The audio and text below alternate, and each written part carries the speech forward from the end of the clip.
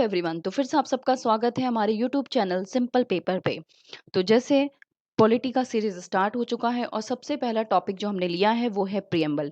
Preamble का part 1 upload हो चुका है यूट्यूब चैनल पे सिंपल पेपर के। अगर आपने नहीं देखा है तो पहले जाके वो सीरीज देखिए, क्योंकि अगर आप पार्ट 1 नहीं देखोगे तो पार्ट 2 समझने में थोड़ा थोड़ा आपको प्रॉब्लम्स होगा। तो चलिए आज हम पार्ट 2 स्टार्ट करते हैं प्रियम्बल का। आप मुझे इस कमेंट सेक्शन में लिख के बताइएगा कि प्रियम्बल का मतलब क्या होता है, क्योंकि पिछले सेशन में मैंने आपको प्रियम्बल का मतलब बताया था। बहुत सारे बच्चों ने कमेंट भी दिया था, वो सारे कमेंट हम पढ़ेंगे, लेकिन इस मतलब कि इस वीडियो में नहीं होगा, प्रियम्बल के नेक्स्ट वीडियोस में पढ़ेंगे। तो चलिए हम आज का स्टार्ट करते हैं हमारा पार्ट 2 प्रियम्बल। तो यहाँ पे प्रियम्बल को स्टार्ट करने के पहले देखिए, मैंने आपको 3 वर्ड वहाँ पे प्रियम्बल का पिक्स भी दिखाया था, साथ ही साथ वहाँ पे कुछ इंपॉर्टेंट कीवर्ड्स दिखाए थे, जैसे sovereign, socialist, secular, democratic, Republic. तो एक-एक करके हम इस वर्ड को लेंगे और डिस्कस करेंगे। तो सबसे पहला वर्ड है सॉवरेन। सॉवरेन एक लैटिन वर्ड से आया है, लैटिन वर्ड जो कि है सुरानस। सुरानस एक लैटिन वर्ड है जिससे कि सॉवरेन आया है। अब बात होता है कि सॉवरेन का मतलब क्या होता है। सॉवरेन मतलब होता है सुप्रीम ऑथोरिटी। कोई भी कंट्री या कोई भी स्टेट जिसके पास सुप्रीम ऑथोरिटी रहता है उसके टेरिटोरियल एरिया में, मतलब उसके पास सुप्रीम पावर होता है। वो कुछ भी कर सकता है अपने दायरे में, अपने स्टेट में, अपनी कंट्री में, अपनी टेरिटोरियल एरिया जो उसकी एरिया है वहां पे वो कुछ भी कर सकता है, वो सॉवरेन है। जैसे भारत एक सॉवरेन नेशन है, हम कहते हैं कि इंडिया एक सॉवरेन नेशन है। तो कल को इंडिया के में क्या क्या डिसीजन लेना है, क्या लॉ बनाना है, कैसे क्या करना है, इंडिया खुद से कर सकता है। कोई भी बाहर की कंट्री इंडिया के पर्सनल मैटर पे इंटरफेरेंस नहीं कर सकती। क्यों? क्योंकि इंडिया एक सॉवरेन नेशन है और हम सब इंडियन हैं, हम भारत में रहते हैं, तो अल्टीमेटली हम भी सॉवरेन हुए, क्योंकि आप भी अपना डिसीजन खुद लेते हो। ठीक है, अब देखिए, दो तरह के सॉवरेन होते हैं। एक होता है एक्सटर्नल सॉवरेन, एक होता है इंटरनल सॉवरेन। एक्सटर्नल सॉवरेनिटी का मतलब होता है स्टेट जो होता है अपना खुद का काम कर सकता है और बाहर की कंट्री जो है या बाहर के जो स्टेट है वो इंटरफेरेंस नहीं करेंगे। ये याद रखिएगा। मान लीजिए कल को भारत पे कोई भी स्कीम लाया जाता है, जैसे अभी जो सरकार है वो कौन है? बीजेपी सरकार। तो बीजेपी सरकार जो स्कीम लेके आती है, बेटी बचाओ बेटी पढ़ाओ या कोई भी स्कीम, क्या उससे उनको डोनाल्ड ट्रंप से पूछना जरूरी है? क्या यूएसए से पूछेंगी, यूएसए के प्रेसिडेंट से पूछेंगी कि भैया हम बेटी बचाओ बेटी पढ़ाओ लाएं या नहीं लाएं? ऐसा तो नहीं पूछने का जरूरत है। क्यों? क्योंकि भारत एक सॉवरेन नेशन है।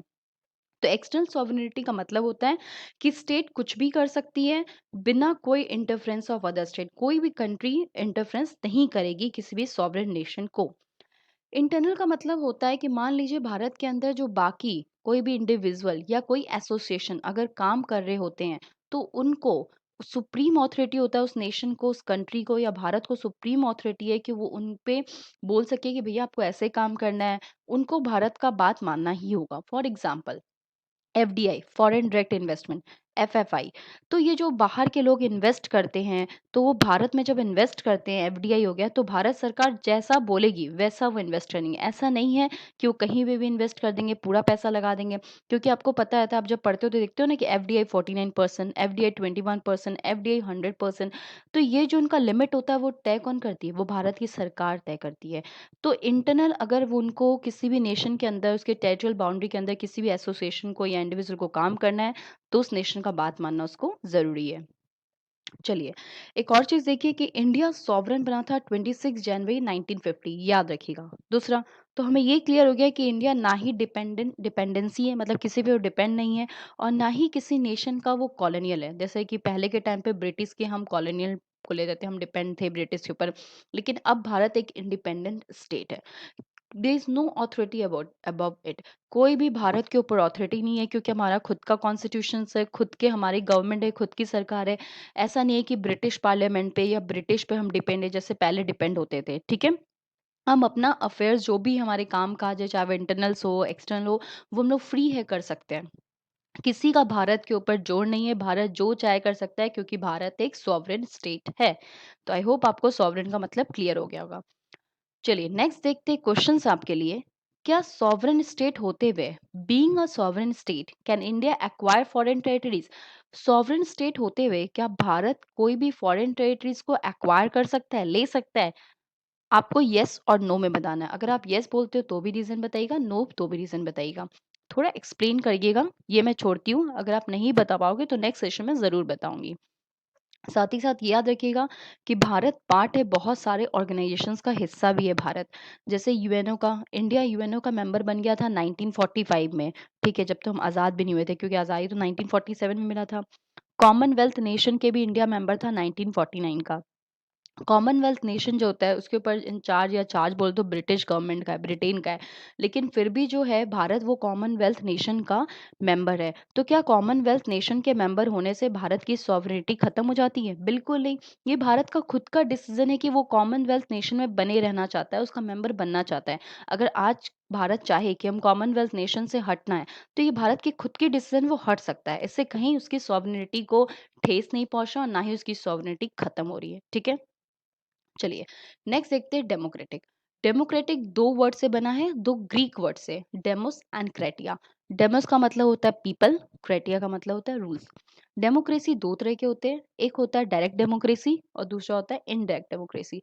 डायरेक्ट डेमोक्रेसी स्विट्जरलैंड में फॉलो किया जाता है, इसका एग्जाम्पल है। इनडायरेक्ट डेमोक्रेसी भारत में होता है। अब डायरेक्ट डेमोक्रेसी का मतलब क्या है? जहाँ पे पीपल पार्टिसिपेट करते हैं, जहाँ पे उस देश के जो लोग होते हैं वो डायरेक्टली पार्टिसिपेट करते हैं पॉलिसी बनाने में, लॉ बनाने में, वो लोग डायरेक्टली आते हैं। लेकिन भारत में तो ऐसा है नहीं। हम क्या करते हैं, अपने एक रिप्रेजेंटेटिव को इलेक्ट करते हैं। इलेक्शंस होता है, इलेक्शन के द्वारा हम अपने एक रिप्रेजेंटेटिव को इलेक्ट करते हैं, जो हमारे लिए सारा कानून बनाता है, पॉलिसी बनाता है और जो पूरे भारत को देख रेख करता है। इसलिए इसको इनडायरेक्ट डेमोक्रेसी बोला जाता है। अब एक और चीज मैं आपको बताती हूँ। जैसे कि हमारे यहाँ पे एक हेड ऑफ द स्टेट होता है और एक हेड ऑफ द गवर्नमेंट होता है। आप कमेंट सेक्शन में बताइए कि हेड ऑफ द स्टेट किसको बोलते हैं और हेड ऑफ द गवर्नमेंट किसको बोलते हैं। तो हेड ऑफ द स्टेट भी दो तरह का होता है, एक होता है मोनार्की और दूसरा होता है रिपब्लिक। मोनार्की का मतलब होता है थ्रू सक्सेशन, जैसे राजा रानी, जैसे यूके ब्रिटेन में कि रानी के बाद उनके जो बच्चे वो बनेंगे, वो लड़का, मतलब वो एक पीढ़ी चलती आ रही, पीढ़ी, एंसेस्टर टू एंसेस्टर। रिपब्लिक, जहाँ पे जो हेड ऑफ द स्टेट होता है, चाहे वो डायरेक्टली या इनडायरेक्टली, उसको इलेक्शंस लड़ना होगा और फिक्स पीरियड ऑफ टाइम के लिए आ सकता है। मतलब हमारे यहाँ पे जो भारत में हेड ऑफ द स्टेट है वो कोई भी बन सकता है, क्योंकि भारत में कोई मोनार्की सिस्टम नहीं है, ना कोई राजा रानी है। तो कोई भी मतलब कि यहाँ पे इलेक्टेड हो सकता है हेड ऑफ द स्टेट। लेकिन मोनार्की का मतलब जहाँ राजा रानी का रूल चलता है। ठीक है, तो आप हमें बताइएगा कि भारत में हेड ऑफ द स्टेट और हेड ऑफ द गवर्नमेंट किसको कहते हैं। तो यहीं पे हमारा जो सेशन है वो खत्म होता है। यहाँ पे मैंने आपको 3 वर्ड का मतलब बताया, सॉवरेन, डेमोक्रेटिक, रिपब्लिक।